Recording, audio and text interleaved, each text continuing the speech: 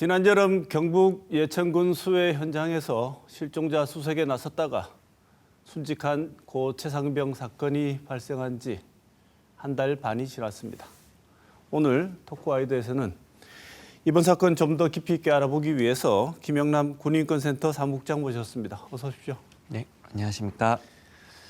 한 달 반이 지났는데 그동안 많은 일들이 있었습니다. 지난 30일이죠. 국방부 검찰단이 이 사건 진상을 조사하던 수사단장을 항명 혐의로 박정훈 전 해병대 수사단장을 군사법원에 구속영장을 신청했죠. 이 사태 어떻게 보십니까? 사실 너무 이제 무리한 영장 청구이기 때문에 박 대령의 입을 막기 위해서 구속영장을 청구한 것이 아닌가라는 생각이 들고요. 참 묘하게도 대통령의 외압이라는 박 대령의 진술이 나오기 시작하자마자 바로 이렇게 구속영장을 청구하는 것이 정말 이 사건의 본질이 어디에 있는가를 되게 잘 보여주는 부분이라고 생각을 합니다. 네, 본질적으로 그런 점과 관련해서 구속영장이 신청된 것이다 이렇게 보고 계시는군요.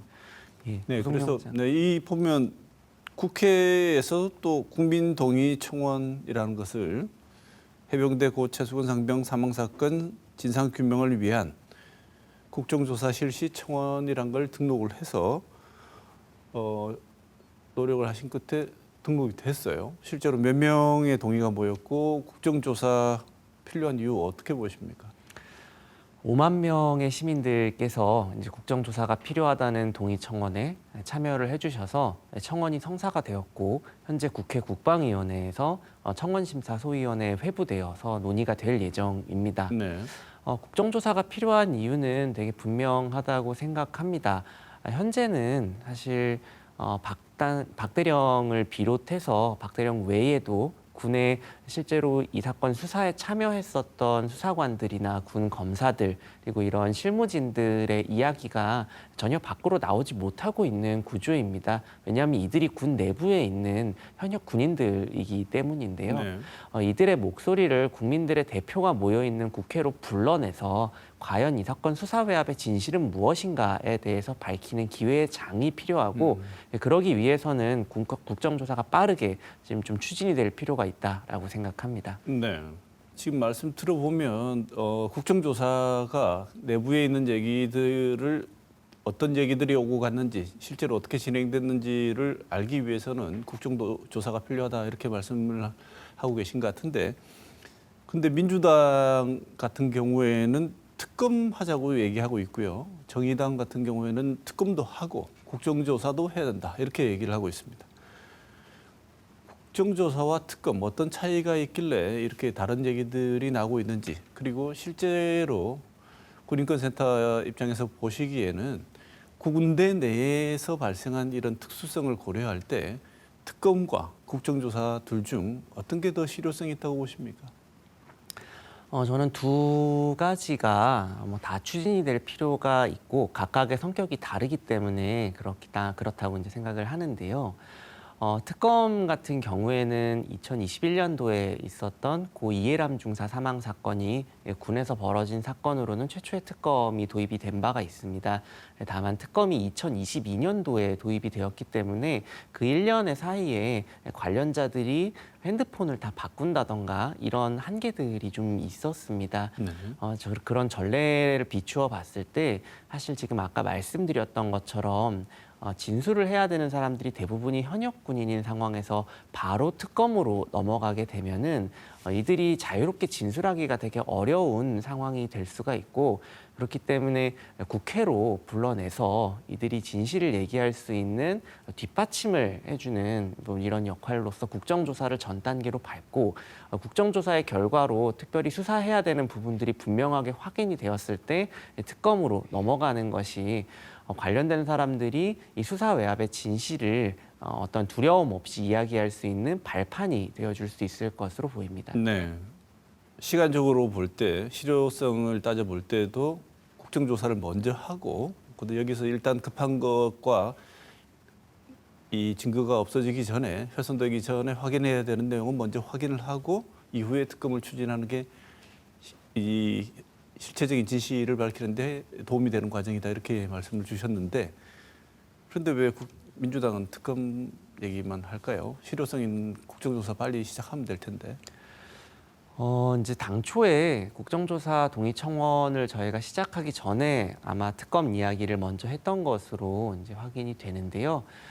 지금 그 뒤에 이제 국정조사 이야기도 나온 만큼 모든 선택지를 열어놓고 이제 각 정당들이 이 부분에 대해서 논의를 해야 되지 않을까 싶고 국정조사는 사실 특검과 같은 그 다음 단계로 넘어가기 전에 국회가 진실을 이야기할 사람들의 방파제가 되어줬으면 한다라는 국민들의 요구라고 이해를 해주시면 좋을 것 같습니다. 네, 알겠습니다. 지금 수사는 말이죠. 사실상 거의 중단된 상태처럼 보입니다. 지난달 말에 해병대 수사단이 제1사단장 등 관계자 8명을 일단 그때 조사할 때 업무상 과실치사 혐의로 관할 경찰에 이첩할 예정이었고 실제로 이첩이 됐었죠.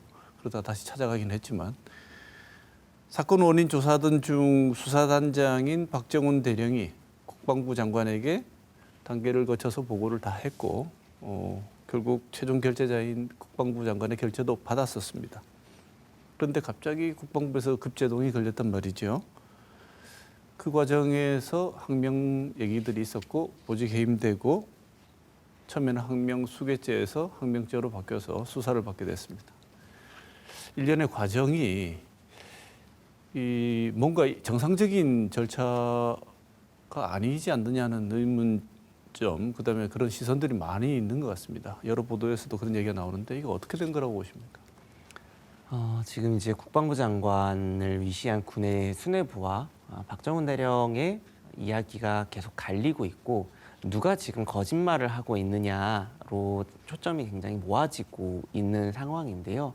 매일매일 새로운 것들이 지금 공개가 되면서 박 대령이 그 사단장 등을 포함한 업무상 과실치사를 판단하게 된 것이 어떤 독단적인 판단이라던가 박 대령의 뭐 다른 이유가 있는 판단, 뭐 어떤 모종의 이유가 있는 판단이라는 국방부의 주장이 굉장히 신뢰성을 좀 떨어뜨리고 신뢰성을 잃어가고 있는 상황이라고 생각합니다. 이제 저희 군인권센터에서 공개를 한 녹음 파일이 하나 있는데요. 실제로 해군 검찰단에서도 사단장 등에게 업무상 과실치사죄를 충분히 적용할 수 있다라는 법리 검토를 해병대 수사단에 전달을 했던 것으로 확인이 됩니다. 군 내부의 정상적인 수사 단계 절차에서는 상부의 책임이 충분히 인정된다라는 판단을 하고 있었고 실제로 국방부 장관 역시 그러한 판단에 동의를 해서 결재를 하고 수사 결과를 국회에 가서 브리핑하라는 지시까지 합니다. 그런데 하루 만에 이 결정이 뒤집히게 되고 판단이 바뀌게 되는 데에는 비정상적인 외압이 있을 수밖에 없다라는 것이 너무 합리적인 추론이고 실제 여러 가지 정황들이 그 뒷받침을 지금 해주고 있는 상황입니다. 국방부 조사본부가 조사한 내용에 따르면 사건 관계자 8명 중에서 대대장 2명만 직접 혐의가 있다고 결론을 냈습니다. 그리고 사건 축소 불가피하게 이런 논란이 생길 것 같은데요. 국방부 조사본부 재검토 결과 어떻게 보십니까? 국방부 스스로 수사 외압이 사실이라는 것을 인정한 결과라고 보이는데요. 국방부 조사본부의 재검토 결과는 당초에 해병대 수사단이 수사를 하고 민간 경찰에 이첩을 하는 과정에서 외압이 제기되었다는 의혹의 핵심인 사단장이나 여단장과 같은 윗선을 빼라는 내용을 그대로 반영하고 있습니다. 이첩을 하기 이전에 이미 외압이 이제 들어와 있었고, 그다음에 또 이첩을 하는 과정에서도 상당히 비정상적인 수사 기록을 회수하는 뭐 이런 이상한 일들이 많이 벌어졌는데요. 그 이후에 국방부 조사본부가 내놓은 결과는 결국 국방부가 원하던 결과를 입맛대로 그대로 맞추어 가지고 내놓은 수사 결과라고밖에는 볼 수가 없을 것 같습니다. 네. 가이드라인이 있었다면 그 가이드라인대로 나온 결과다 이렇게 생각하시는군요. 예, 맞습니다. 네. 그래서 박 대령이 애초에 여러 가지 우려를 전달했었는데 사단장, 여단장 혐의 사실이 빠질 것이지 않겠나 이런 걱정을 한 것 같은데 실제로 빠졌습니다. 그리고 또 하나 이렇게 궁금증이 생기는 것 말이죠. 해병대 수사단이 수사한 내용을 국방부가 다시 이렇게 손대도 되는 겁니까? 해병대 수사단이 이제 민간 경찰에다가 사건을 이첩을 정식으로 했기 때문에 이첩을 한 사건은 경상북도 경찰청에서 수사를 진행을 했어야 되는 사안입니다. 그리고 이 수사 진행을 국방부 검찰단에서 중지시키고 기록을 회수해갈 권한은 전혀 없습니다. 아주 법적으로 근거가 없는 일을 한 것이고 사실상 이것은 기록을 회수했다고 표현하는 것보다는 기록을 탈취해간 것이나 다름이 없는 상황입니다. 매우 부적절하고 법적인 근거도 없는 것이고 단지 군이라는 이유만으로 이렇게 법률과 규정에 어긋나는 일을 그냥 장관의 명으로 아무렇게나 할 수 있다는 것은 좀 상식적으로 납득하기 어려운 일입니다. 네. 군에도 군법이라는 게 있는데 말이죠. 그 법적인 테두리 안에서 움직였을 텐데 지금 벌어지고 있는 일은 그 테두리 안에서 절차적으로 진행된 것과는 다소 다른 행태들이 보인다는 것 때문에 문제 제기를 하고 계신 것 같습니다. 이종섭 국방부 장관은 본인이 결재를 했어요. 한 사안을 하루 만에 번복을 했습니다. 하루 만에 결재를 뒤집은 것도 이례적인데 이 번복한 지시를 구두 지시를 따르지 않았다고 해서 당일 박 대령한테 항명죄를 적용했습니다. 처음에는 심지어 집단 항명 수괴죄입니다. 이거 아주 엄청난 어마어마한 무서운 죄명 같은데 이렇게 자꾸 이런 과정들이 생기는 것을 보면서 드는 생각, 왜 이런 일이 벌어졌을까? 그래서 여기저기서 여러 언론들에서 지금 수사에 외압이 작용한 결과로 이런 일이 벌어졌다.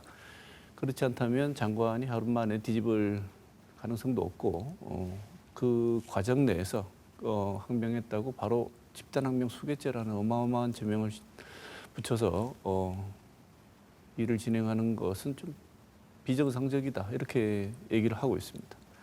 수사 외압 의혹이 핵심이다. 어떻게 보십니까? 수사단장 박 대령의 경우에는 항명을 할 이유가 사실 전혀 없습니다. 항명죄는 징역형밖에 없기 때문에 항명죄로 벌을 받게 되면 군인의 신분을 즉시 잃게 되고요. 연금도 박탈이 됩니다. 이러한 위험 부담을 무릅쓰면서까지 상관의 정당한 명령을 거부할 이유가 박 대령에겐 없었던 것이죠. 다만 수사단장으로서 자신에게 부여된 소임을 성실하게 이행했을 뿐인데요.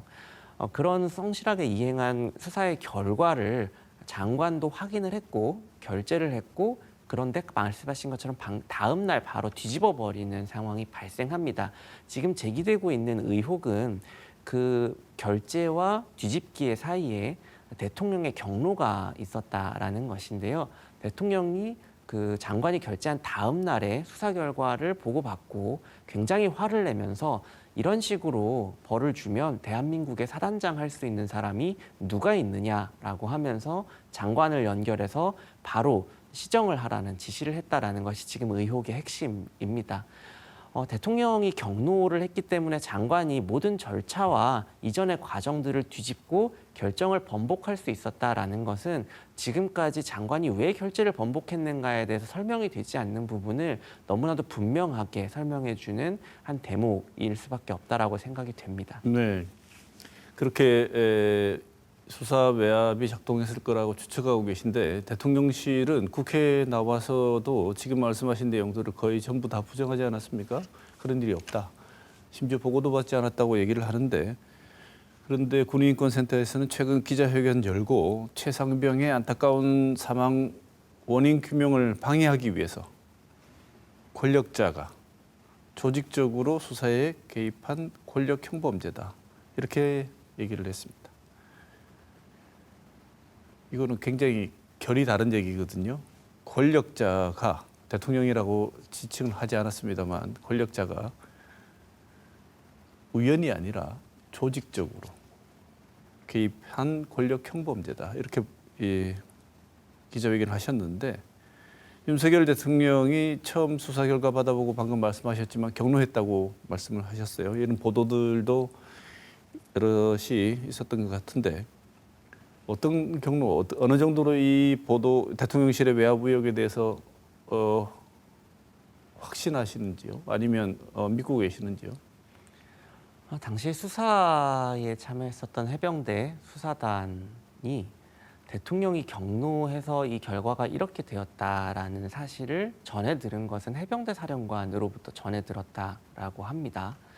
해병대 사령관은 지금 부인을 하고 있어요. 자기는 그런 말을 한 적이 없다라고 하고 있는데요. 사실 국회 상임위원회에 해병대 사령관이나 국방부 장관 그리고 국가안보실 관계자들이 나와서 진술하는 것을 보면 과연 이들의 말을 신뢰할 수 있는가에 대한 굉장한 의구심이 듭니다. 매번 회의 때마다 서로 하는 말이 바뀌고 누구는 한 일을 누구는 하지 않았다라고 얘기하는 등 서로 입이 맞지 않아서 누군가는 지금 거짓말을 하고 있는 상황이라고밖에 읽힐 수 없는 부분들도 많이 있습니다. 그리고 실제로 사실관계를만 보더라도 국가안보실에서 이 사건 수사에 수사 결과를 장관에게 보고하기 이전부터 많은 관심을 가지고 수사 결과 보고서를 요구한 사실들은 인정이 되고 있습니다. 결국에는 대통령실에서 최상병 사망 사건 수사 결과의 촉각을 곤두세우고 지켜보고 있었다라는 것은 부정할 수 없는 사실입니다. 근데 왜 대통령실에서 이 사건의 수사에 관심을 가지고 개입하느냐라는 질문에 대해서는 전혀 속 시원한 대답을 내놓지 못하고 있습니다. 이 개별 사건 수사에 대통령실이 하나하나 챙기면서 개입한다라는 것은 상식적으로도 납득이 되지 않는 일입니다. 일련의 여러 정황과 그다음에 진술들을 종합해 볼 때는 외압이 있을 수밖에 없었고 그 외압의 정점에는 대통령실이 개입이 돼 있다라는 것을 충분히 확인할 수 있는 부분들이 있다고 생각합니다. 네. 또 하나 복잡한 상황이 또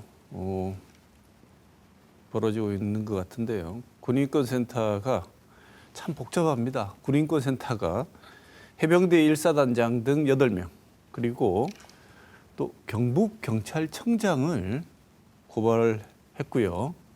경북경찰청장이 포함되어 있기 때문에 이 사건을 대구경찰청이 수사하게 됐습니다. 그런데 하루 뒤에 경북경찰청이 수사전담팀을 꾸리겠다 이렇게 밝혔습니다. 지난 24일입니다. 그런데 이런 과정에 대해서 군인권센터에서 곧바로 반발하는 논평 냈습니다. 어떤 내용입니까? 경상북도 경찰청장을 저희가 고발을 했던 이유는 해병대 수사단에서 정식으로 이첩한 수사 결과와 그다음에 관련된 서류들을 국방부 검찰단에 그냥 내준 부분은 직권남용 내지 직무유기에 해당할 수 있다고 보았기 때문입니다. 실제로 정상적으로 이첩이 된 서류를 가지고 있었고 경상북도 경찰청은 그 이후에 국방부 검찰단으로부터 기록을 가지러 갈 테니 기록을 열어보지 말고 수사를 진행하지 말아라라는 유의 부탁을 받게 됩니다. 그리고 나서 검찰단에서 기록을 가지고 간 뒤에는 이 수사 기록 이첩받은 뒤에 이첩 서류를 사본해 놓았던 것을 그냥 다 폐기해 버립니다. 공문서를 이런 식으로 절차와 규정에 맞지 않게 함부로 넘겨주고 폐기하는 과정들은 충분히 석연치 않은 부분이 있고 그렇기 때문에 경북경찰청장도 지금 이 수사 외압의 상황에서 절대 자유로울 수 없는 사람입니다. 근데 지금 최상병 사망 사건 수사 자체가 외압 사건과 결부가 되어 있고 그 외압으로 인해서 이 사망 사건의 원인이 공정하게 잘 규명될 수 있는가에 대한 부분에 많은 국민들의 관심이 모여 있는 상황입니다. 근데 외압에 관련되어 있는 경북경찰청장이 스스로 이 사건 수사를 다시 지휘하겠다라고 하는 것은 수사의 공정성을 허무는 행위가 될 수밖에 없고 그래서 대구경찰청에서 이 사건 수사를 진행해야 된다라고 했는데 대구경찰청이 사건 수사를 개시하자마자 바로 경북경찰청에서 중복되는 사건의 수사를 자기들도 하겠다라고 하면서 수사팀까지 꾸려서 실제로 지금 해병 1사단에 수사관들을 파견해가지고 참고인 조사도 받았다라고 합니다. 대구경찰청에서는 이런 진행 상황에 대해서 전혀 공유받은 바가 없는 것으로 좀 확인이 되는데요. 그렇다면 지금 두 경찰청 간에 사건 정리를 하지 않고 서로가 수사를 하겠다라고 지금 경쟁을 하고 있는 되게 황당한 상황에 이르고 있다라는 것입니다. 그리고 그 기저에는 경북경찰청장이 자신의 책임을 면하고자 하는 꼼수가 담겨 있다고밖에는 볼 수 없을 것 같습니다. 네. 이 고 최수근 상병 사건은 단순히 이 군대에 가 있던 군인 한 명의 사망 사건이 아니고 우리 작게는 지금 군대에 자녀를 보낸 부모님들, 그다음에 전 국민이 언제라도 내 아이가 이런 동일한 상황에 언제든지 노출될 수 있다는 상황을 같이 공감하고 계시기 때문에 이 사건이 어떻게 처리되는지에 대한 것은 이 사건 하나에 국한되는 문제가 아니라고 생각합니다. 그래서 사고 경위를 한번 다시 짚어볼 필요가 있을 것 같습니다. 왜냐하면 얘기들이 뭐 알려진 내용들이 많지만 서로 주장이 다른 내용들이 좀 있기 때문에요. 주로 군인권센터에서는 지금 소속 부대 장병들이 제보를 해준 내용, 그 당시에 소속됐던 부대원들이 제보해준 내용, 그다음에 카카오톡 대화방 내용 등 이런 내용들, 본인들이 실제로 겪었거나 동료가 겪은 과정을 본 부대원들, 그다음에 그 속에서 오고 간 카카오톡 내용을 제보를 바탕으로 지금 어떻게 보면 문제 제기를 하고 계신다고 들었습니다. 이 대민 지원 투입 과정, 임무 수행 과정에서 어떻게 그 생생한 내용들, 제보받은 내용들을 바탕으로 어떻게 파악하고 계신지, 드러난 문제점은 무엇인지 한번 말씀을 들어보겠습니다. 최상병 사망 사건이 발생하고 하루도 지나지 않아서 최상병 사망 사건 과정에 구명조끼와 같은 안전장구가 전혀 지급이 되지 않았다라는 사실이 알려지게 됩니다. 그러면서 이 사건은 명백한 인재다라는 여론이 굉장히 대다수를 이루게 되는데요. 그 당시에는 이제 의혹들이 제기되는 수준에 있었고, 그러던 과정에서 이후에 이제 저희 군인권센터에 최상병의 동료들, 같이 근무하던 장병들이 제보를 하기 시작하면서 그 당시에 최상병 소속 중대에 그 대민 지원 공직 카톡방 내용을 제보하게 됩니다. 그래서 그 안에서 오갔던 상부의 지시 사항들을 확인을 할 수가 있었는데요. 이 당시에 사단장 등이 내린 지시 사항에는 안전과 관련된 내용은 단 한 줄도 없었습니다. 대부분이 대민 지원 나간 병사들이 어떻게 하면 외부에 잘 보일 수 있을까? 언론이 왔을 때 어떻게 군인답게 잘 처신할 수 있을까에 대한 부분에 지시가 많이 있었고, 그 더운 날 대민 지원을 하면서 스카프로 얼굴을 다 두르고 하라고 했습니다. 웃는 모습이 혹시라도 언론에 나가면 안 된다라는 이유였기 때문인데요. 그러면서 수색을 좀 더 열심히 해야 된다라고 해서 수중수색을 지시하는 과정이 발생을 하게 됩니다. 이미 물이 불어난 하천에 아무런 안전장구도 없이 그냥 수중수색을 하러 들어간다는 것은 사실상 죽으라고 내보내는 것이나 큰 차이가 없습니다. 구조에 능숙한 소방관들도 그렇게는 하지 않는다라고 이야기하는데요. 결국에는 예견된 사고일 수밖에 없었고, 사단장이나 여단장과 같은 지휘부는 이러한 상황을 다 알고 있었고, 장병들이 수중에 들어가서 수색을 하고 있다는 사실을 당일 아침에도 다 인지하고 있었음에도 불구하고 어떠한 안전 조치도 취하지 않았습니다. 사진으로 실제 수중 수색하는 모습을 보고받으면서 안전장구를 갖추고 있지 못하다는 사실을 알고 있었음에도 그에 대한 후속 조치도 취하지 않았습니다. 결국에는 이 대민 지원을 나갔을 때 제대로 된 지원이나 대민 지원할 수 있는 여건을 마련해주지 않은 상태에서 안전하지 않은 임무를 과도하게 부여함으로써 발생한 사고이기 때문에 지휘계통상에 누가 이러한 지시를 내리게 되었는지를 규명하는 것이 이 사건 수사의 핵심이라고 보여집니다. 네. 처음에 수해 복구하러 가는 줄 알고 나간 거죠. 근데 갑자기 수중 수색이 어마어마한 차이가 있는 것입니다. 수중 수색을 한다는 것과 그냥 대민 지원, 그야말로 수해 복구하러 나갔다는 것은 흩어진 물건들 치우고 혹은 무너진 뚝을 그냥 쌓아 올리거나 이런 정도 가볍게 생각했을 것 같은데 잠깐 말씀하셨습니다만 이런 상황이 발생하게 된 것은 언론 노출을 통한 다른 욕심이 있었다 이렇게 보십니까? 충분히 그럴 수 있었다라고 생각이 되는데요. 실종자 수색을 하러 간다는 것을 현장의 장병들이 알게 된 것은 작업에 투입되는 당일 새벽입니다. 그 전까지는 수해 복구를 하는 줄 알고 있었고 장비도 그에 맞춰서 삽이나 뭐 이런 복구 장비만을 들고 갔다라고 합니다. 결국에는 실종자 수색의 성과를 통해서 누군가 그 성과를 자신의 성과로 만들기 위한 무리한 수중 수색을 지시한 것이다라고밖에는 볼 수 없을 것 같습니다. 네. 당시 상황을 보면 최상병 말고 7명이 더 물에 빠지는 최상병 말고 7명이 더 물에 빠지는 그래서 휩쓸려 실제로 갔다고 하지요. 이런 현장 상황을 보면 굉장히 위험했던 것 같은데 이 책임 소재는 어디에 있다고 보십니까? 당시에 이제 2명 정도가 50m 가량을 떠내려가게 되고 최상병과 이 2명 외에도 5명 정도가 물에 빠졌다라고 합니다. 총 8명이 급류에 휩쓸릴 뻔한 사건인데요. 결과적으로는 더 큰 사고로도 이어질 가능성이 충분히 있었던 일이라고 생각을 합니다. 이러한 대에는 사실 사람이 휩쓸려 가고 있다라는 것은 그 당시는 수중 수색을 하면 안 되는 상황이었다라는 것을 방증하는 자료라고 생각을 하는데요.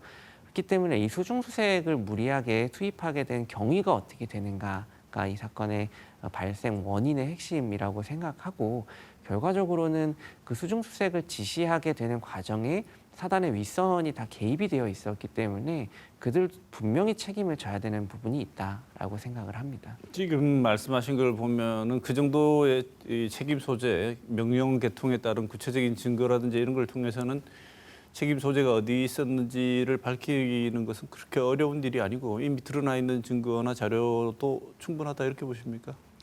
예.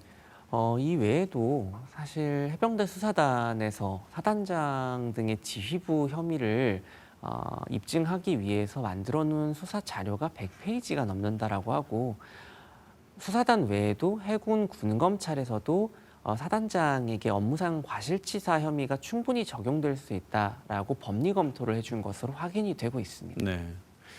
자, 끝으로 군이라는 특수성 인정을 할 수밖에 없는 상황이긴 합니다만 너무나 이런 외부로 어떻게 진행되는지 과정이 거의 알려지지 않기 때문에 지난해 7월 군사법원법이 개정되면서 다른 건 몰라도 성폭력 범죄, 군인들 사망 사건과 관련된 범죄, 입대 전에 저지른 범죄에 대해서는 군이 수사할 수 있는 수사권을 사실상 박탈한 거나 마찬가지입니다. 이번 해병대 사건도 마찬가지죠. 그래서 이 법이 적용을 됐고 기초조사를 하고 조사가 끝난 내용을 경찰에다가 이첩을 한 걸로 알고 있습니다. 그런데 이렇게 또다시 항상 군 관련 얘기만, 이 군에 발생한 사건 관련 얘기만 나오면 동반되는 얘기, 기사화되는 내용도 대부분 뭐냐면 은폐, 축소 이런 얘기입니다. 이런 얘기들이 이렇게 바꾸려고 굉장히 노력 끝에 법을 바꿨는데도 불구하고 계속되는 이유, 그다음에 이런 사건 없애기 위해서는 보다 추가적으로 어떤 내용이 더 필요하다고 생각하시는지 말씀 듣고 오늘 이야기를 마쳐야 될 것 같습니다. 이 최상병 사망 사건과 그 사건을 수사하는 과정에서 벌어진 일은 종합하자면 군 사법수사 체계의 종합적 파산 선고라고 보입니다. 이미 앞서서 이해람 중사 사망 사건 때에도 군의 사법수사 기능에 대한 국민적 불신이 굉장히 커진 상태에서 국회에서 군사법원법을 개정하기에 이른 것인데요.